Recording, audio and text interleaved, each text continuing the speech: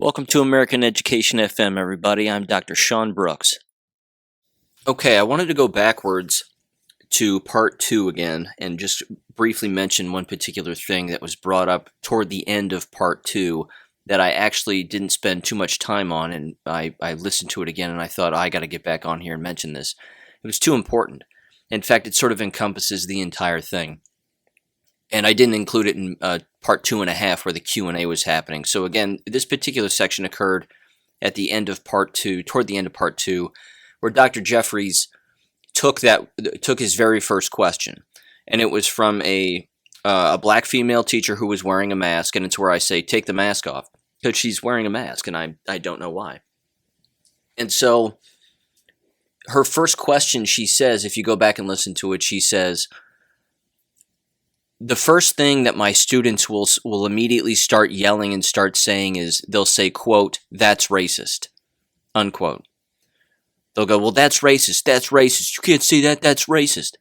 And she says, I don't know why they're saying that, because it doesn't fit and it's not racist what they're commenting on. They're just yelling out, that's racist. That's racist. And she has told them that, but they don't seem to listen to her and they don't seem to care or understand. And then Dr. Jeffries' response is, well, we have to encourage that. He goes, yeah, I get it, but I mean, we have to encourage that. We have to encourage that dialogue. We have to encourage that. The reason that those students, any student who immediately jumps to that's racist, is saying that because it's being pushed on them by society, and it's being pushed on them by the liars in the media, and it's being pushed on them by people like Dr. Jeffries, who are race hustling and doing whatever they can to seek division, not increase critical thought and manners and think as an individual, but increase division. That everybody should just run around now and start calling everybody a racist. You see, in his eyes, that's the solution. That's why when he says the words, we have to resist. We have to resist. We have to be a part of the resistance. That's what that means. It means be divisive, name call, put people down, stand up for yourself in an illogical way, call everything a racist. If a stool in the corner of a room is white, that stool is racist. If a dog walks down the street, and this has actually been on the news, if you're an owner of a white dog, then you're racist. It's dumb stuff like that he's encouraging continues to that he's just encouraging. He's encouraging that continues to exist. And it's ridiculous. And the reason that those 3 young teachers who were asking those questions, which were stupid, just dumb questions, is because they're having a hard time picking up mercury with a fork. They're having a very difficult time trying to pick up something that's invisible. I think he even used the word invisible in his presentation, or the woman in part 1 brought up the word invisible. It was in part 1. She said, well, Robin DiAngelo said that, some of this is invisible. This inherent racism is invisible. It's invisible because it's not real and it doesn't exist. That's why it's invisible. So it's that kind of stuff where they don't seem to understand that it's they themselves that are creating the problem by perpetuating something that isn't real and that doesn't exist. Now, I just wanted to get that out of the way. As far as this goes, I just wanted to make a couple of mentions here and then play a short little video for you. The website, which I've referenced before, nomasksforkids.com, has a couple more posts, and I want to read them because they're very, very telling, as I've said in the past, that it's very easy for a parent to get online and complain about the ill effects of their child as a result of wearing masks, but, hey parent, who's making them wear the mask? Who's making them wear the mask? Is it you? I think it's you. So here's the first post, and it's titled, Masks Are Unnecessary and Are Hurting Our Children! 6-year-old healthy girl has been complaining of headache several days per week for the last couple months, high fevers for over a week, and found to have pneumonia that kept her out of school for 2 weeks.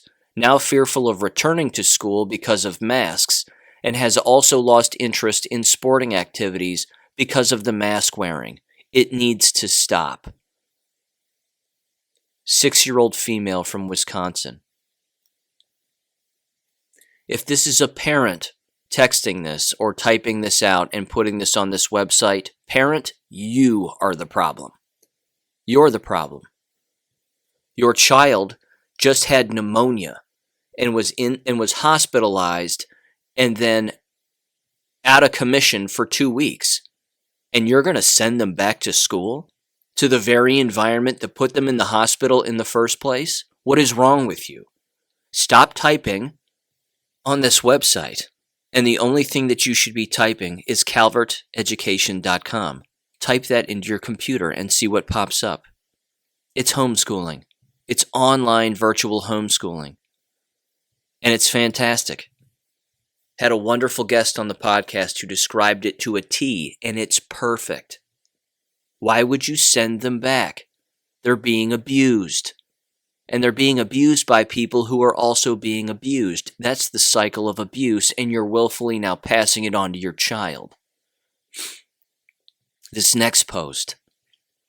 This comes from Liverpool, New York, age 11. Quote, our school district's COVID plan was 3 days remote learning and 2 days in-person learning.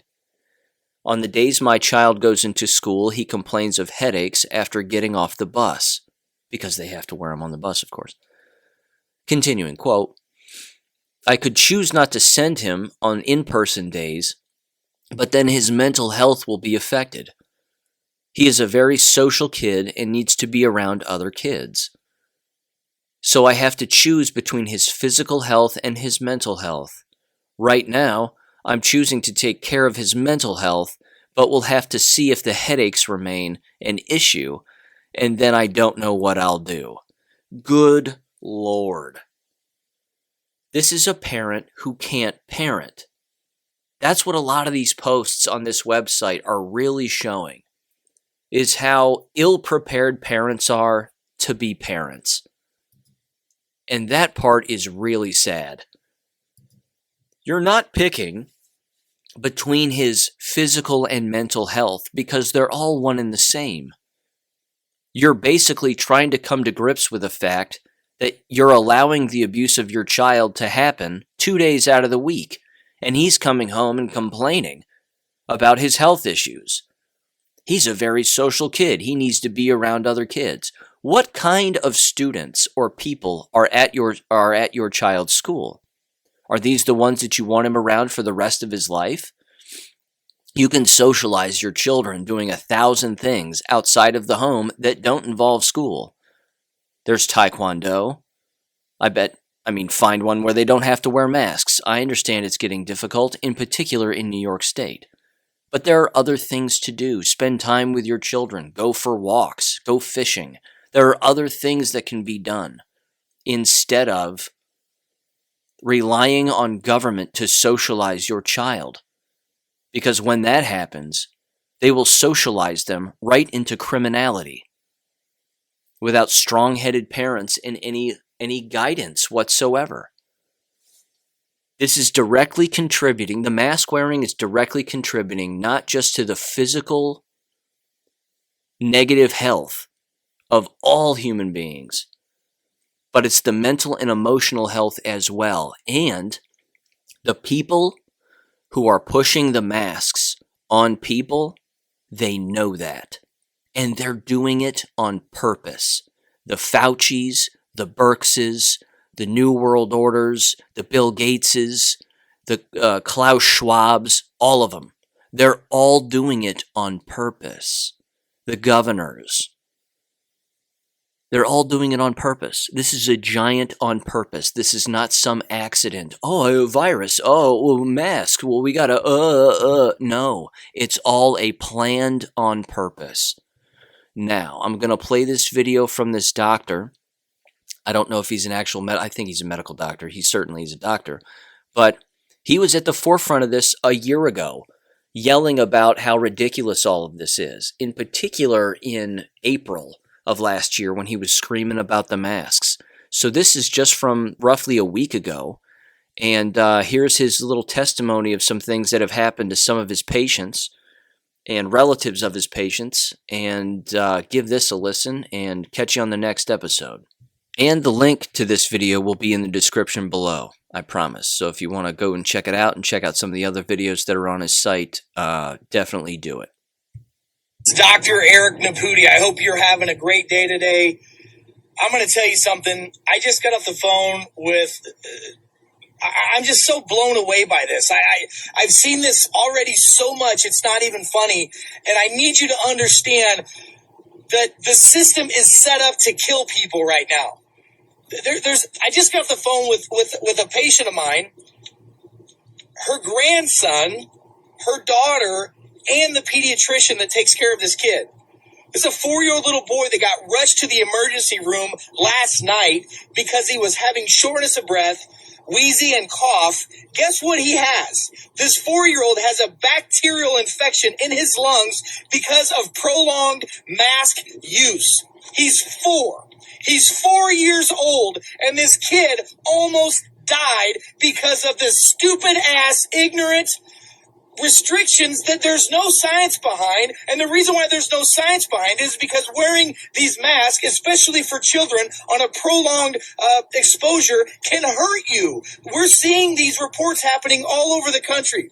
And by the way, the pediatrician confirmed it. So did they at the emergency room. This 4-year-old got an overexposure to bacteria because we breathe negative, bad bacteria. Toxins come out of our body, out of our mouth, out of our skin, out of our bowels, and out of our urine. That's how we detox our body. We've got to get the bad stuff out. It comes out of our breath. Guess what? This 4-year-old had a bacterial respiratory infection and almost died. They thought that this kid wasn't going to make it. Thank God the hospitals were able to help him. But I wonder how many people right now are having these symptoms of bacterial respiratory infections and they think it's COVID. And they're going to the hospitals and getting hooked up on IVs and all this other kind of stuff that's going on. This is unbelievable. 4-year-old, this grandmother, this lady called me. I've known her for over a decade. She says, Dr. Eric, you're not going to believe this. I've got my daughter and the pediatrician on the phone with me right now. My grandson almost died last night because he got a bacterial infection from wearing his mask too much. This is not okay. This has got to stop.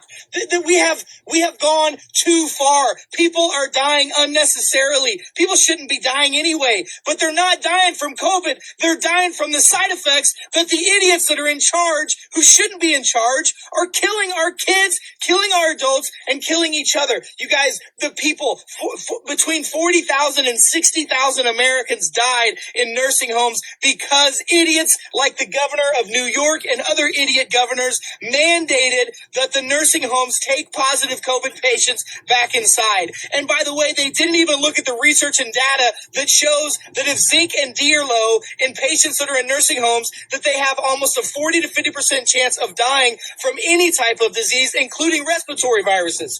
The information has been out there, but has been suppressed on purpose. Why? To kill people, because when people die, it scares the hell out of people, and it helps push a narrative of fear and control. This has got to end. How many more people are going to have to die? How many more kids are going to end up in the hospital? How many more kids are scared to death? I just talked to a 16-year-old kid yesterday who's scared to death that he's going to die from COVID, doesn't have any symptoms whatsoever, but is scared to death because every time he coughs or sneezes or whatever, he thinks he's going to die because that's what he's seen on social media.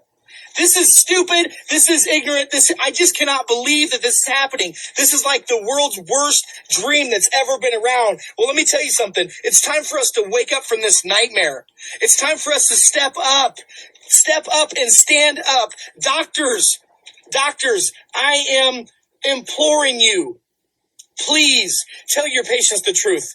Tell your patients the reasons why you don't wear a mask all the time during flu and cold season is because a mask does not stop the spread of a virus. And why we wear them while we're in the surgical rooms is so we don't spit into an open wound. That's the reason why. We don't wear them to try to stop the spread of viruses and bacteria. We're wearing them so we don't spit in someone else's wound that's open. Like, and by the way, there's not been a vaccine that's been created that can actually stop an RNA virus, and there won't be. And by the way, the criteria for a successful vaccine, if you'd wake up and please see what's happening, is not to stop the spread. It's not to stop infection rates. It's not to stop hospitalizations or deaths. It is to stop the spread, to slow the infection rate. That's what or not the infection rate, the risk of symptoms. That's it. What is the point? Stop it. There's more of us than there are of them. Please understand that there is now a time that we have got to wake up. Take these masks off your children. Take this mask off yourself. Get some air. Breathe some quality. Smile at people. It comes back to you. 4-year-old little boy, St. Louis, Missouri, almost died yesterday. His grandmother and mother took him to the emergency room. The pediatrician said, you have a respiratory bacterial infection because of overexposure and over prolonged use of a mask. And he's wearing a cloth mask, the ones that you see everywhere, all over the place. Please, for the love of God, download this video, share this video all over social media, download it and share it to your friends, text it, go do a watch party later because people need to see what's really happening. And the guy who supposedly wants to become the president wants to mandate masks for 90 days. How many respiratory infections are we going to have? How many children are going to die? How many immunocompromised people are going to die because of that? It is beyond out of control. It is time to push back. And you push back with knowledge, wisdom, and actions. Enough is enough. Take off the mask. Get yourself some zinc. Get yourself some D. Get yourself some sunshine. Eat some quality food. Get your body to the right weight that it can be at. And you don't have anything to fear. COVID-19 is a self-limiting disease in 99.97% of the world. Believe it. I love and appreciate y'all. Have a blessed day. Dr. Eric Naputi. Till we talk again. Thank you for listening to American Education FM. Don't forget to check out AmericanEducationFM.com, where you can make a small donation or even email us and be a guest on the podcast. Until next time, never stop learning, never stop reading, and never stop unlearning. Thanks for listening, and God bless.